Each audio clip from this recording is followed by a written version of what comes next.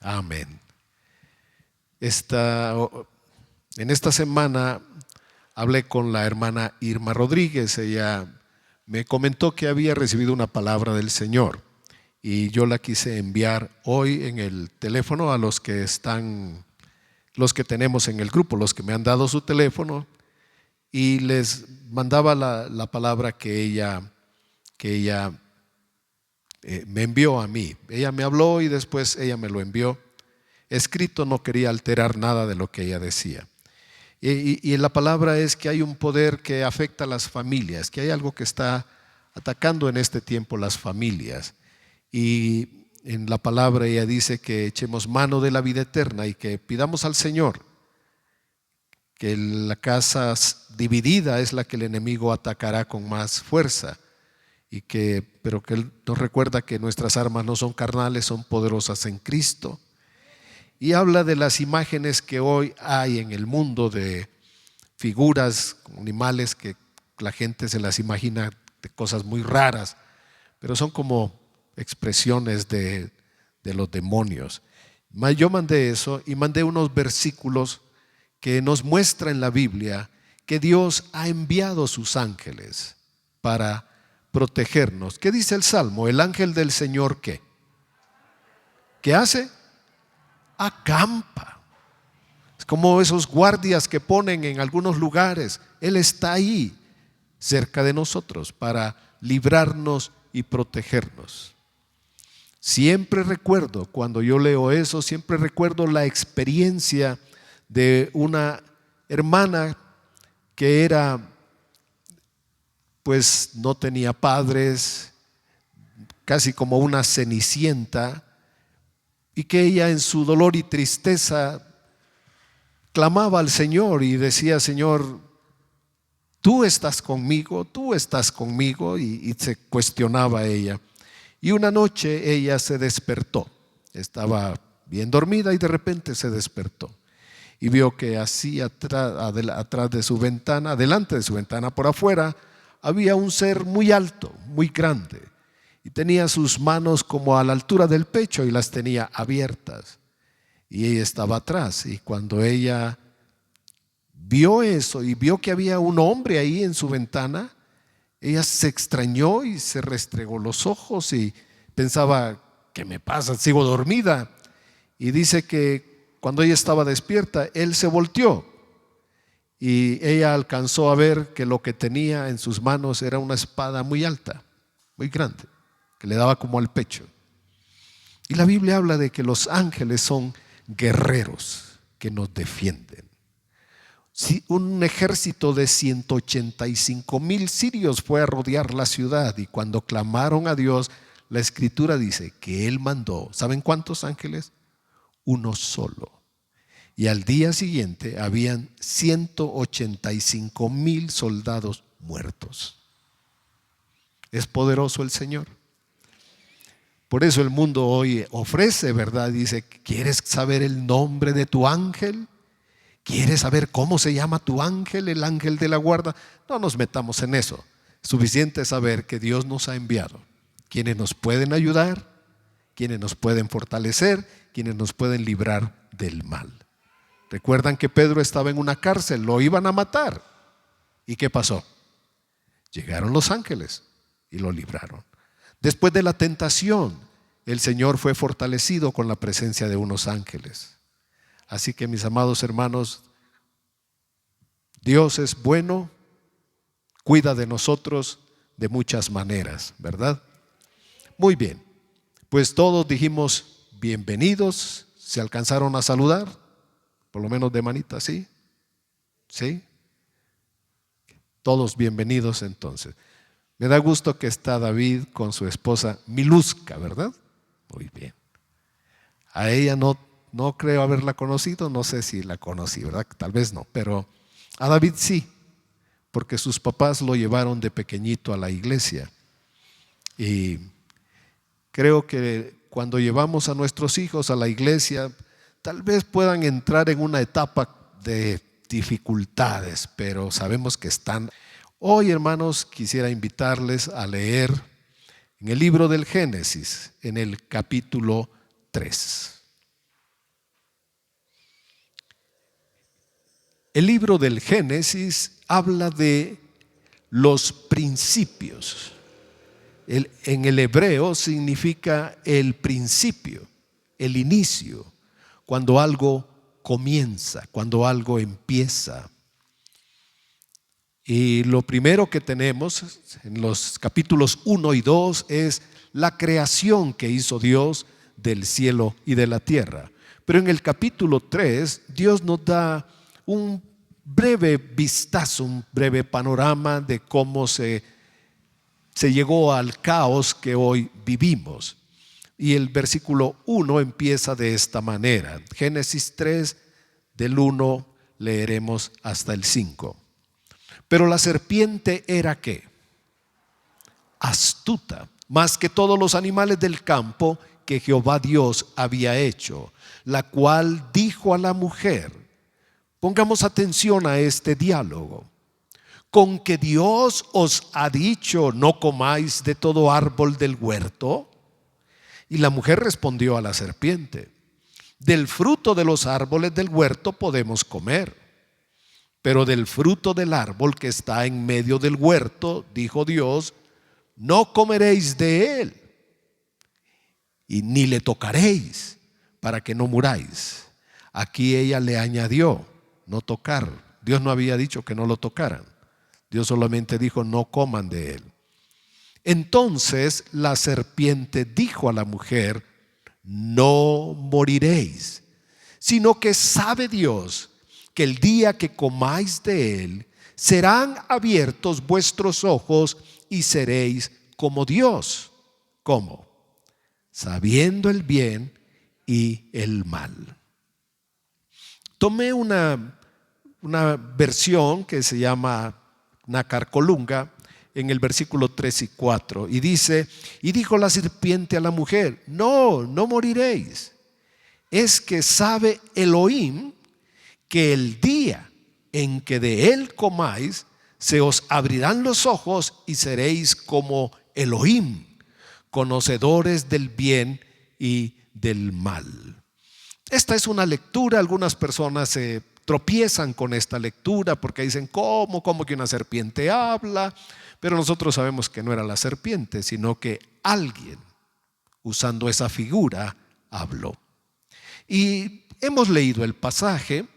Pudiéramos decir que el pasaje es como una imagen, un cuadro, un escenario donde ocurrió todo esto. Hoy lo que vamos a hacer es ir un poquito más atrás del escenario para ver qué hay detrás de este diálogo. Porque ¿cuánto puede durar este diálogo si hacemos un resumen? Aparece el enemigo y ¿qué dice? ¿Con que Dios les ha dicho que no coman de todos los árboles? Y ella responde, no, podemos comer de todos, menos de uno, porque Dios dijo que no lo toquemos y no comamos, porque si comemos moriremos. No van a morir. Más bien, Dios sabe que si ustedes comen de ese árbol, ustedes van a ser como Él, ustedes serán como Dios y ustedes van a saber lo bueno y lo malo. ¿Cuánto dura eso? Un par de minutos. Pero que podemos hallar al leer las Escrituras y estudiarlas y poner un poco de nuestra atención para ver qué es lo que Dios nos puede enseñar, qué podemos aprender de esta lectura. Entonces, lo primero que vamos a ver, ¿verdad?, es que parece que solo es un diálogo muy corto.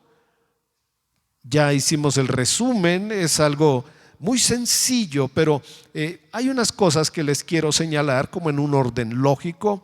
La primera es una pregunta que parece bastante inocente, una pregunta que parece que no tiene nada de malo. No sé si alguna vez a ustedes les habrán hecho una pregunta. Cuando uno está en la escuela, le pueden a uno preguntar y decir, ¿tú eres valiente? ¿Eres macho? Y pican el orgullo y entonces el niño dice, pues sí. ¿Le pegas a ese? ¿Pero por qué le voy a pegar? Pues es que anduvo hablando mal de ti. A ver, ¿eres valiente o no eres valiente? ¿Le podrías ir a pegar en la cabeza? ¿Lo puedes empujar? Y entonces esas preguntas incitan a una persona a hacer algo malo. Uno debía haber estado muy alerta a la pregunta, pero todos podemos ser seducidos por una pregunta que parece inocente, porque todo esto, hermanos, todo lo que vamos a ver y todo lo que hoy estamos viviendo es el resultado de aquel diálogo que empezó con una pregunta. Entonces pueden haber este tipo de preguntas, ¿verdad?, que parecen inocentes. Y lo que hizo el enemigo en esta pregunta fue que él alteró un poquito la verdad. Él sabía cómo estaban las cosas, pero él dijo: ¿con que Dios les ha dicho que no coman de todos los árboles? Y la mujer le respondió. La mujer entró en diálogo. La mujer quiso es que cuando a uno le hacen una pregunta, hermanos, pareciera que la persona no sabe. Y entonces pareciera que nosotros sí sabemos y le vamos a contestar. Una pregunta siempre requiere como una explicación, y si nos pica un poquito el orgullo, pues podríamos probar que sabemos. ¿Usted qué piensa de esto? Saben que esas eran las preguntas que le hacían a Jesús, pero no eran preguntas para aprender, eran preguntas para ponerle una trampa. Y hay personas a veces que nos ponen una trampa. Nos hacen una pregunta, pero no es porque quieran aprender, es porque nos quieren enredar, y es porque quisieran tal vez sacar algún provecho de eso, o exhibirnos, hacernos quedar mal. Usted sabe de esto, y aunque la gente no sepa, a veces dice: bueno, pues sí. Es bien sencillo decir: no sé, voy a averiguar, voy a investigar, pero no sé. Cuando las personas me preguntan: pastor, ¿y usted qué piensa de esto? Y le digo: mira, mi opinión no es importante. Mejor debemos ver qué dice Dios, qué dice su palabra. ¿No creen que es bueno decir así, verdad? Mejor vemos lo que dice la Biblia.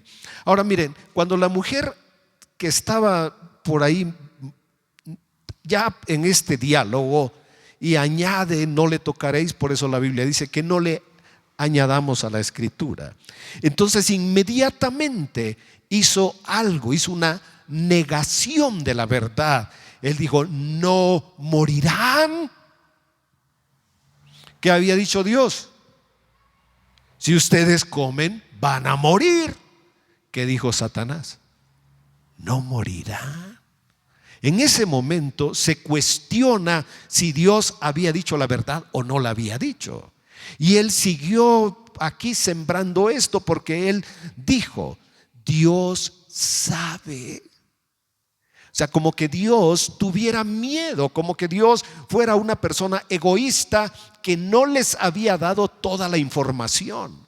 Dios sabe que cuando ustedes coman, ¿qué va a pasar?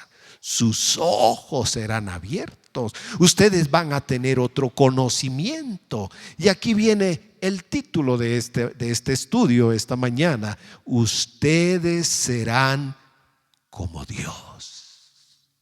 Ustedes sabrán qué es lo bueno y qué es lo malo.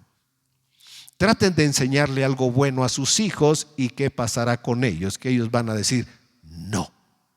Hijo, cómete las verduras. No quiero. Quiero carne. Hijo, come verduras, come ensaladas. Esa criatura que ustedes han querido enseñarle desde su infancia una vida sana, llega a los 50, que si no hay carne en el plato, no hay comida. Y así va a ir hasta que llegue con el médico que le diga: señor, no podemos controlar su ácido úrico. Señor, tiene problemas en sus riñones por tanta proteína de origen animal. Tiene mucho colesterol en la sangre, y todo eso es por comer tanta carne. Entonces, cuando la gente dice: oh, estaba equivocado, porque no aprendieron desde pequeñitos la enseñanza. Aunque nos digan que algo es malo, nosotros queremos descubrirlo. Nosotros queremos decir: bueno, sí es cierto, es malo, ya lo probé. Como que no nos satisface que alguien nos diga que algo es bueno o es malo. ¿Cuál era la tentación? Ustedes van a descubrir lo que es bueno y lo que es malo. Pero el punto importante de todo esto fue la promesa que hizo el diablo. Aquí, miren, él es un mentiroso y él es un engañador. Hizo 3 promesas que están acá. Lo primero que ofreció no dijo yo les voy a abrir los ojos, sino que dijo sus ojos, cuando ustedes desobedezcan a Dios, sus ojos serán abiertos. Ahora hay cosas que ustedes no saben, pero cuando ustedes desobedezcan a Dios, lo van a saber. Parece aquí que hay una imagen de Dios ocultando información. Y la promesa fantástica: serán como Dios. Ustedes ya no serán las mismas personas, ustedes serán como Dios. Y algo más, tendrán un conocimiento que les permitirá saber qué es lo bueno y qué es lo malo. No van a necesitar de un papá, de una mamá que les explique. No van a necesitar de un maestro, no van a necesitar de un médico, mucho menos de un pastor, porque uno sabe lo que es bueno y lo que es malo. Personas de 50, 60 años me dicen: pues mire, pastor, ¿a poco no voy a saber yo lo que es bueno y lo que es malo? No, pues por supuesto que sí, porque Dios nos dio a todos algo que se llama conciencia. Y en la conciencia es un detector que nos recuerda si algo es bueno o algo es malo. Y eso está dentro de nosotros. Pero cuando alimentamos el corazón con la palabra, la conciencia se hace mayor, la conciencia se aumenta, porque tenemos una percepción espiritual de la voluntad de Dios, de lo que es bueno, de lo que es malo, de lo que es santo y de lo que es impuro. Ahora vamos a ir un poquito más atrás. Ya más o menos tenemos la idea que pasó. La serpiente, el diálogo, las preguntas, las respuestas, las mentiras y todo esto. Pero vamos a ir un poquito más atrás. Lo que nos decía en el principio, el versículo 1, habla de que había en ese lugar, había astucia. Había un personaje con mucha astucia. La astucia es una capacidad para engañar, para seducir, es una capacidad para aprovecharse de alguien. Cuando dice: te vendo este carro, está muy bonito por fuera, pero el motor no está bueno. Cuando una persona ve a alguien aparentemente de buen físico y uno dice: no, hombre, aquí voy a ser feliz, y descubres que es el ogro de la historia. Nosotros pensamos a veces que lo que nuestros ojos ven es lo mejor. A nuestra vista pensamos: esto es lo mejor. Cuando Samuel llegó a la casa de Isaí, le dijo: Dios ha elegido uno de tus hijos para ser el rey. Isaí, ¿qué hizo? Inmediatamente presentó ¿a quién? A su primogénito. Y dijo: ya me vi, dijo Isaí, este es el futuro rey. Hasta Samuel se fue con la finta. Samuel vio un hombre grande, fuerte, del campo, musculoso. Samuel dijo: aquí está el futuro rey de Israel. ¿Y qué dijo el Señor? No, Samuel, no mires lo físico, porque yo veo el corazón. Yo veo lo que hay adentro de una persona. Y cuando pasaron todos, ninguno era. ¿Quién fue al final? David. Y no estaba allí porque estaba cuidando los borreguitos, las ovejitas de su padre. Dijimos que había como un panorama del Génesis 3, pero ahora estamos viendo que hay más atrás. Aquí se habla una palabra de astucia. Lo que el diablo quería era separar al hombre de Dios. Y cuando algo te aparte de Dios, tú debes saber que eso no viene de Dios, que eso Dios no lo permite, sino que es algo que quiere estorbar tu vida y puede venir del maligno. Vamos al libro de Romanos, capítulo 5 y verso 12, porque lo que el enemigo buscaba, ya dijimos, con su astucia, número uno, número dos, quería destruir el plan de Dios. Número tres, quería separar al hombre de Dios. Y número cuatro, él quería, como un hacker, quería introducir algo un virus que nos apartara definitivamente de Dios. El libro de Romanos nos revela una cosa. Primero, si leemos bien, dice, verso 12, por tanto, como el pecado ¿qué? ¿El pecado qué? El pecado entró en el mundo. Quiere decir que el pecado ya existía antes de entrar en el mundo.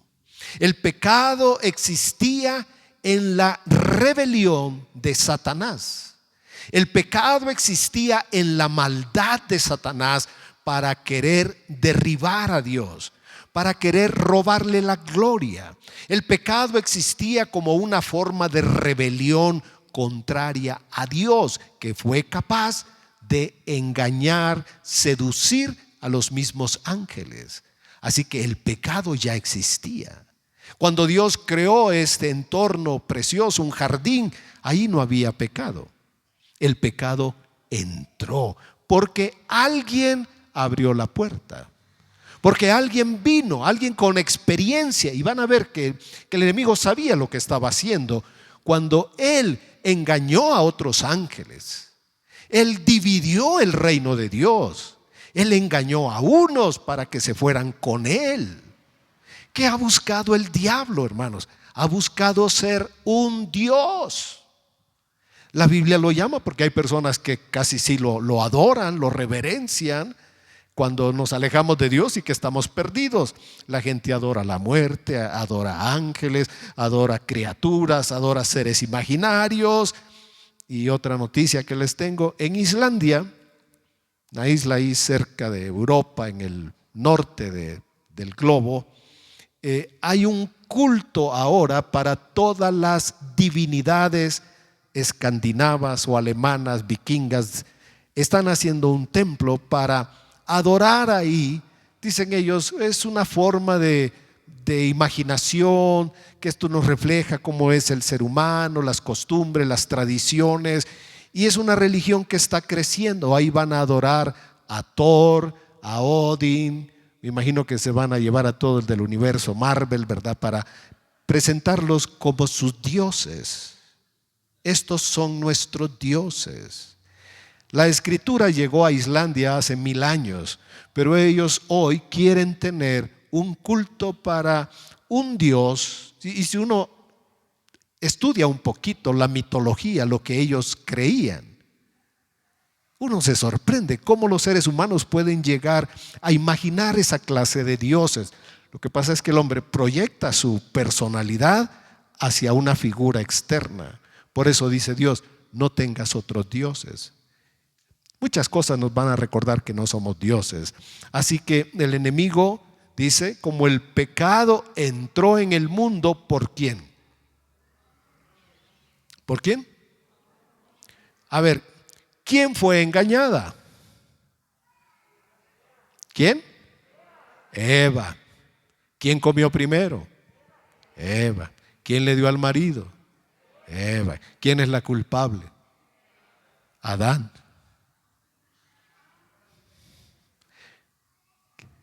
¿Quién es el responsable aquí?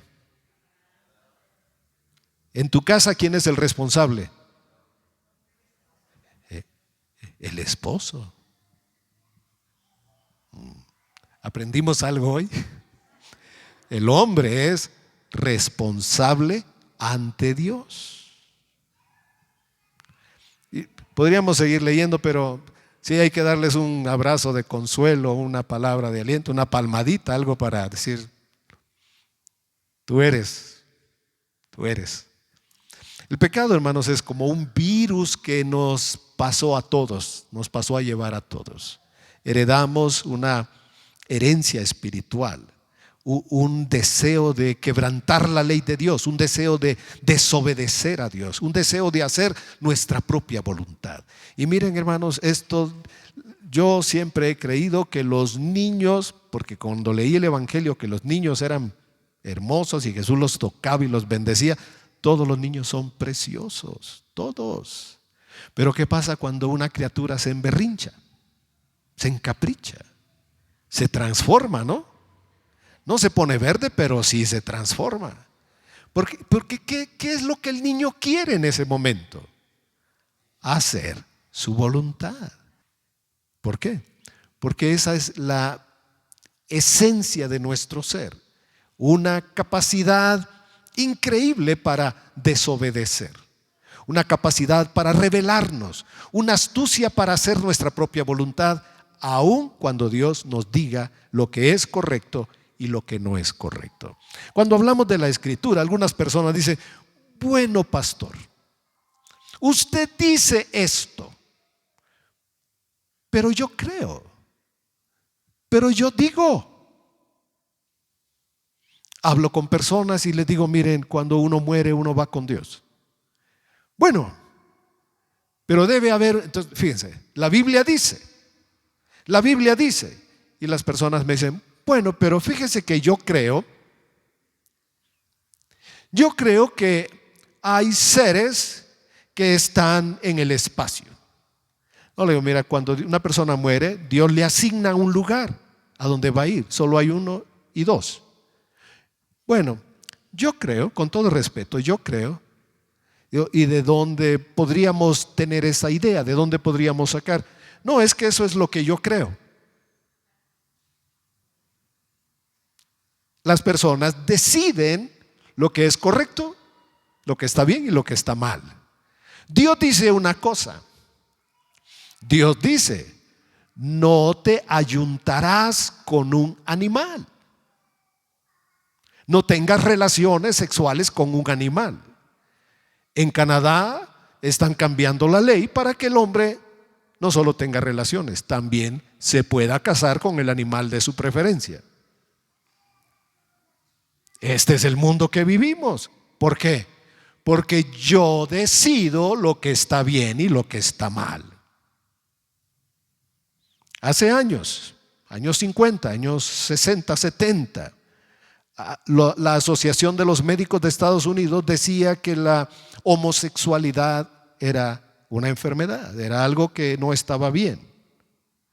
Hoy, con mucho dinero, con mucha lana para los médicos, dijeron: bueno, parece que es un asunto como de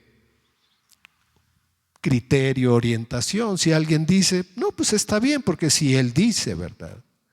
Hoy tenemos un mundo que dice: mira, yo así me percibo, yo eso creo que soy. Yo creo que soy una persona diferente a la que ves y estoy atrapada en este cuerpo. Yo era un perrito en la otra vida. ¿Sí? Eso es cierto. Entonces se maneja la ley para que la ley diga: mira bien, respeta a esta persona que se percibe, es un hombre, pero se percibe como mujer. Respeta a este señor de 50 años que se percibe como una niña de 4 años y quiere jugar con las niñas de tu escuela. La ley está alterada para autorizar y permitir. Entonces la biología, el sentido común ya no sirven. Porque la ley dice: respeta a una persona como ella se perciba. Esa persona ha decidido lo que es bueno y lo que es malo. Esa persona es como un Dios, tiene ese poder. Y cuando leemos aquí, el pecado entró, ¿y cuál fue la consecuencia? ¿Cómo? ¿Qué trajo el pecado? Muerte.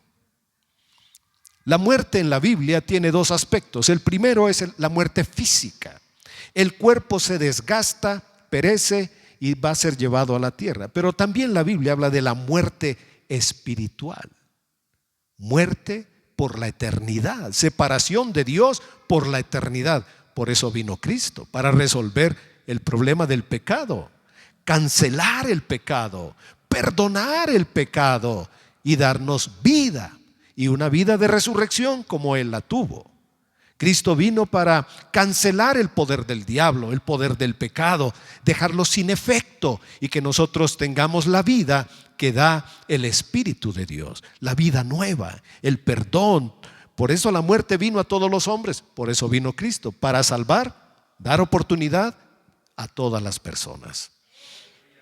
Hermanos, todo esto empezó con una pregunta, y la pregunta que era, ya sabemos que era la pregunta, era una trampa, era una telaraña, donde Eva cayó redondita con este personaje. El enemigo quería separar de Dios, romper la comunión, cuestionar a Dios, engañar a Eva, a Adán, sembrar dudas y llevarlos a la rebelión y a la separación de Dios. Los dividió, porque antes ellos tenían comunión con Dios, y lo que hizo Satanás fue separarlos de Dios, dividir. Así que, mis amados hermanos, miren, estas dos palabras ustedes deben saber dónde nacieron. La división y la rebelión nacieron en el corazón de Satanás. Cuando tú veas efectos de esto, tú deberías tener discernimiento para darte cuenta que eso no puede venir de Dios, viene del diablo. Satanás sabía que Dios, al pecar ellos, ¿qué haría Dios? ¿Se quedaría de brazo cruzado o los castigaría? Dios tendría que actuar, y el diablo sabía que Dios los castigaría. Así que estaba obligando al hombre a pecar, seduciéndolo para pecar y sabiendo que Dios iba a actuar para castigarlos. Él dijo, ya me vi, ya destruí la obra de Dios. Lo que no sabía es que Dios tenía un plan de amor y misericordia para redimirnos. Amén. Y por eso estamos aquí, hermanos, aprendiendo de su palabra. Y creo que hay un punto importante en todo esto que ya medio lo mencionamos: aprender a discernir las preguntas que el mundo nos hace. ¿Y tú crees en Dios? Y uno puede pensar, quiere que le hable de Dios. Tal vez se va a burlar de ti. Tal vez te va a atacar. Tal vez después de eso te va a dejar de hablar. Tal vez te pueda poner una trampa. Leí una historia y creo que es cierta. Llegó un pastor nuevo a un pueblito, y un día el pastor, que recién llegado, se subió al autobús, y el chofer le dio $1 de más de cambio. Y entonces el pastor pues se fue a sentar, y cuando vio lo que tenía en la mano, dijo, caray, me dieron $1 de más. Y empezó a pensar, ¿qué hago? Creo que debería devolverlo. Y bueno, también $1 para estas empresas no es nada. Me lo podría guardar y no pasa nada, Señor, ¿verdad que no pasa nada? Lo puedo donar a alguien después. Y el Espíritu Santo ahí le tocó el corazón, y dijo él, creo que mejor voy a devolver el $1. Y cuando se iba a bajar, va con el chofer y le dice, me diste $1 de más. Y le dice el chofer, no, pastor, le puse una prueba. Yo sabía que usted era el pastor el nuevo pastor aquí en el pueblo, y quería asegurarme si era de los buenos o de los malos. Y dice, la reflexión del pastor fue, por $1 estuve a punto de destruir mi testimonio. Por $1. Algo tan pequeñito pudiera ser como una viga en el ojo de otra persona, ¿verdad? Solo recuerden, hermanos, que personas buenas les harán preguntas buenas a ustedes, y personas astutas o maliciosas les harán otra clase de preguntas. ¿Y tú eres feliz con tu esposo? Yo he conocido personas que le dicen a otros, cuéntame todo de tu vida, porque así yo voy a orar mejor por ti. Pero cuéntame todo. Pensemos que no todo lo que brilla es oro y que muchas de estas personas quisieran tomar alguna ventaja de nuestra vida. Les quiero decir en qué cosas parece que fuéramos dioses. La primera es, este es el engaño, porque era la trampa de Satanás. Ustedes van a ser dioses. ¿Cómo? Bueno, les dijo él, lo primero es que ustedes no van a morir. Imagínense eso. ¿Qué sabemos los seres humanos? Que todos mueren. Pero ¿qué dijo el diablo? No, ustedes no van a morir. Y dirá, pastor, ¿alguien puede creer eso? Y les digo que en este tiempo hay religiones que creen que uno llegará a ser Dios. Vamos un poquito a la historia. ¿Se recuerdan que el faraón era considerado Dios? ¿Sí o no? Sí, pero cuando el faraón moría, entonces ¿qué pasaba? Dice, no, es que va a ser un viaje a la eternidad. Le vamos a sacar el cerebro, las vísceras y todo se las vamos a poner ahí junto a él para que allá en la otra vida pues se las integre.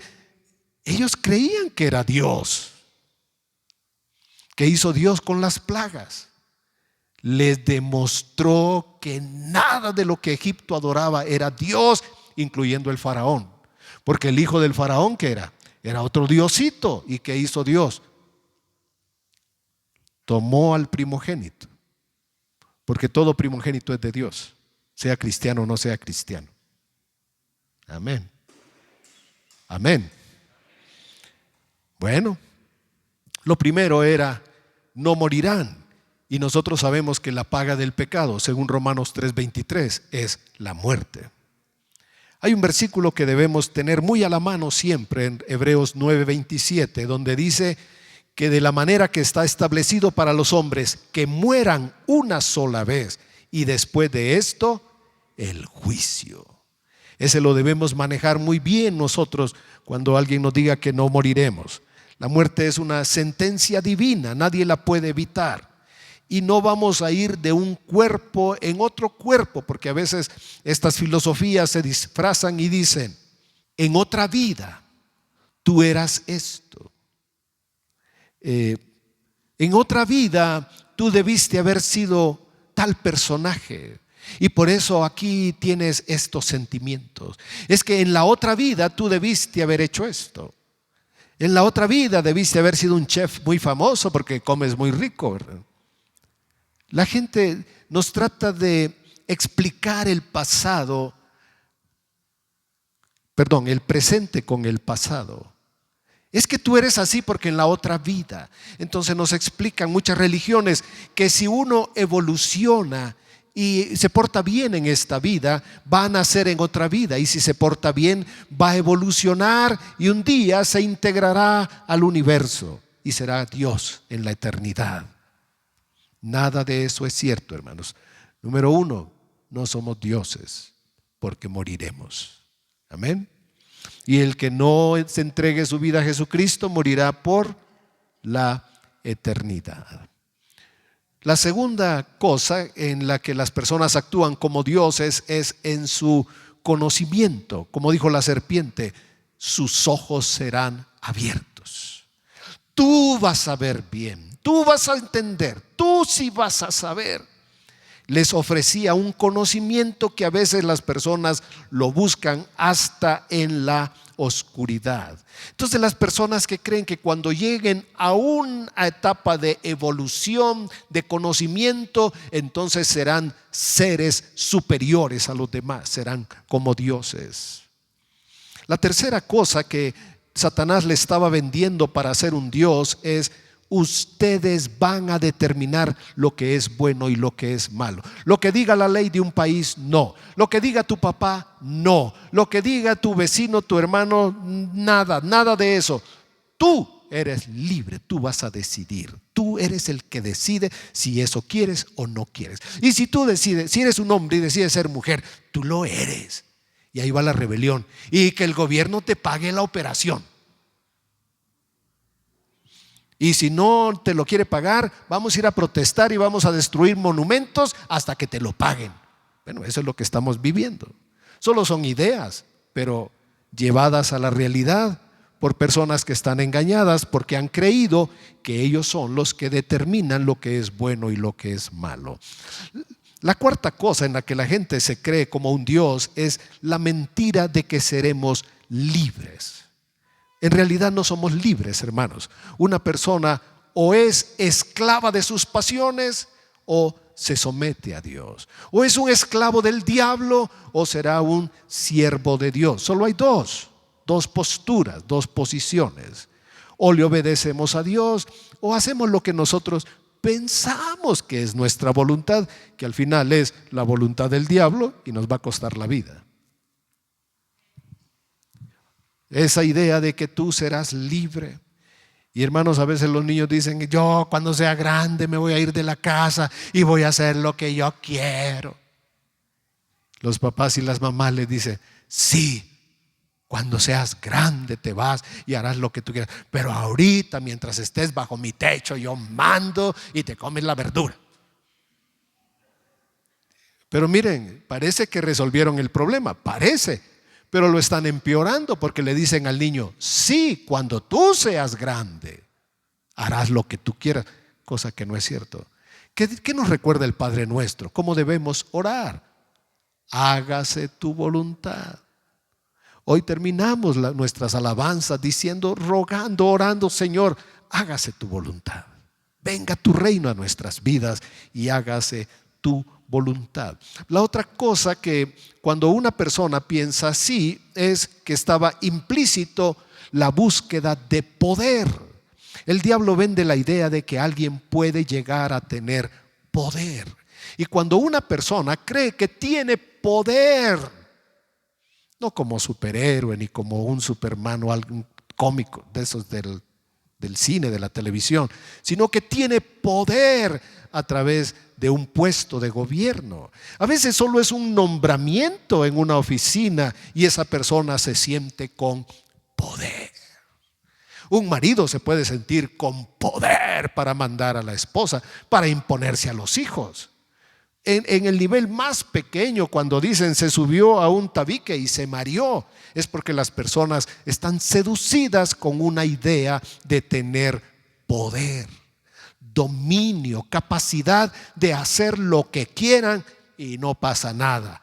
Y sigo siendo el rey. Es una mentira. Si leemos bien la Escritura, o somos siervos de Dios o siervos de las tinieblas. Nosotros elegimos. Porque en el medio está una mentira. La mentira es: yo soy libre para hacer lo que yo quiera. Y yo quiero beber y tomar y emborracharme. Yo quiero.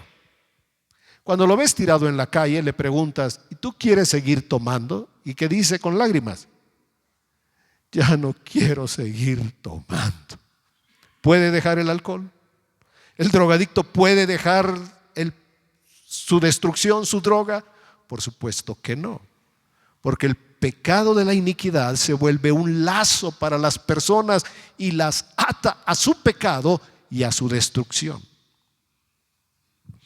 Así que la búsqueda del poder, hermanos, por eso en la iglesia no hay poder para gobernar, hay amor para servir. Cualquiera que quisiera tener una posición, ¿qué debe hacer? Dice: ¿alguno quiere? Sirva a sus hermanos, considere a los demás como mayores. Y debo darles este versículo, hermanos, porque está a tono con lo que vivimos hoy. Vamos rápidamente a Isaías 28, cuando el profeta Isaías anunciaba el juicio de Dios por la maldad, y especialmente la maldad de los gobernantes. El capítulo 28, en los versículos 14 y 15 nos habla de los gobernantes y de lo que ellos habían hecho y pensaban. Dice, verso 14: por tanto, varones burladores que gobernáis a este pueblo que está en Jerusalén. Le está hablando a los líderes políticos. Eran los líderes de la nación y les dice a ellos: ustedes burladores. Y el profeta les revela qué era lo que ellos habían hecho y lo que pensaban. Dice el verso 15: por cuanto habéis dicho. Miren estas palabras. Ellos eran los gobernadores de la ciudad santa, de la ciudad más santa de la tierra, que debió haber sido Jerusalén, pero en su momento estaba gobernada por pillos. Y dice estas personas: pacto tenemos hecho con la muerte. A nosotros no nos puede pasar nada malo porque hemos hecho un pacto con la muerte. La muerte nos protege. ¿Qué es lo que tenemos? Esto, hermanos, es 2700 años atrás. ¿Qué tenemos 2700 años después? Un culto a la muerte en este país. Muchas personas siguen considerando que la muerte es santa y protectora. Es la que los cuida y les ayuda y les provee. ¿Qué dice el Señor? Bueno, dice: nosotros hemos hecho un pacto con la muerte y tenemos un convenio con el Seol. Cuando pase el turbión del azote no llegará a nosotros, porque hemos puesto nuestro refugio en la mentira y en la falsedad nos esconderemos. ¿Qué dice el Señor? Y todo aquel que no fue su nombre hallado en el libro de la vida fue lanzado al lago que arde con fuego y azufre, y ahí está Satanás. Ese es el lago preparado para Satanás y sus ángeles, y la muerte fue echada ahí. La muerte no puede ser protectora de alguien. No hay un santo, no hay una imagen, no hay una figura, no hay un pedazo de oro o de plata que llevemos en el pecho, en la espalda, grabado de alguna forma, que nos pueda librar de la muerte. Porque la muerte nos recuerda que hay alguien superior a nosotros y que debemos vivir para Él y por Él. Leamos ya de esto dos escrituras más. Cuando las personas creen estas mentiras: no moriremos. Y saben que hoy las personas que tienen mucho dinero, ¿sabe qué hacen? Piden que sus cuerpos sean guardados en un congelador y que cuando la ciencia avance los puedan resucitar. Es un anhelo de no morir. Entre más rápido aceptemos que estamos aquí por 50, 70, 80 años, 90 años, seremos más felices. Amén. Porque nadie puede burlar, nadie puede quebrantar, nadie puede pasar, librarla, nadie. Solamente aquellos que estén cuando venga el Señor, que dice: los muertos van a resucitar, y los que estén vivos, ¿qué? Serán transformados en un abrir y cerrar de ojos, y estaremos con el Señor. Qué dichosa esa generación que experimente la transformación. No sabemos si el Señor lo haga en estos días, porque estamos muy cerca de su venida.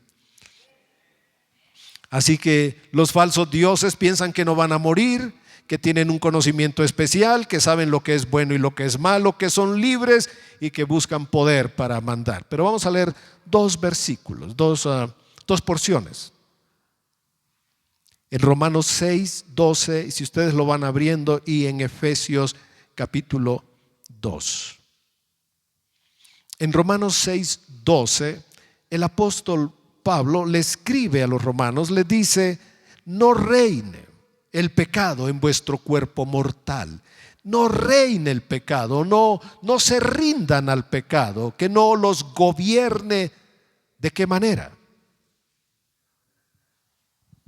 De modo que que lo obedezcan. No permitan que el pecado los gobierne, los arrastre, no lo permitan, no le obedezcan de tal modo que le obedezcan en sus pasiones, deseos, concupiscencias. Pero mire también: ni tampoco presenten vuestros miembros al pecado como instrumentos de iniquidad. ¿Cómo podemos presentar nuestro cuerpo para hacer nuestra propia voluntad? Y amados hermanos, en todos los aspectos de nuestra vida debemos pedir la ayuda del Señor para que el pecado no reine y no le obedezcamos y no nos gobierne. Más bien, sigue diciendo el versículo 13: presentaos vosotros mismos a Dios. ¿Cuál fue la escritura que se leyó hace 8 días al iniciar el servicio? Romanos 12, que dice: hagamos una entrega de nuestro cuerpo. ¿Qué dice ahora este versículo 13. Presentaos vosotros mismos a Dios como vivos de entre los muertos y vuestros miembros como instrumentos de justicia. Presenten al Señor su cuerpo, sus manos, sus ojos, su lengua. Presenten todo su ser al Señor como instrumento de justicia. Verso 14, porque el pecado ¿qué? No se enseñoreará de vosotros, porque el pecado no va a dominar nuestra vida si nos rendimos, si nos entregamos al Señor. Ahora pasemos a Efesios 2. En los primeros versículos, los primeros 3 versículos, nos da una esencia del Evangelio. Él nos dio vida cuando estábamos muertos, dice el verso 1. En pecados y delitos. ¿En qué estábamos muertos? En pecados, en actos contrarios a Dios, en acciones que Dios condena, en los cuales, dice el apóstol, vivimos en otro tiempo. ¿Cómo? Siguiendo la corriente de este mundo, conforme al príncipe de la potestad del aire, siguiendo la moda, la corriente de este tiempo. Pero ¿quién controla esa corriente? ¿Quién la influye? ¿Quién la manipula? El enemigo, el príncipe de la potestad del aire, el espíritu que ahora opera en los hijos de desobediencia. Versículo 3, entre los cuales también todos nosotros vivimos en otro tiempo. Pongan atención a esta parte.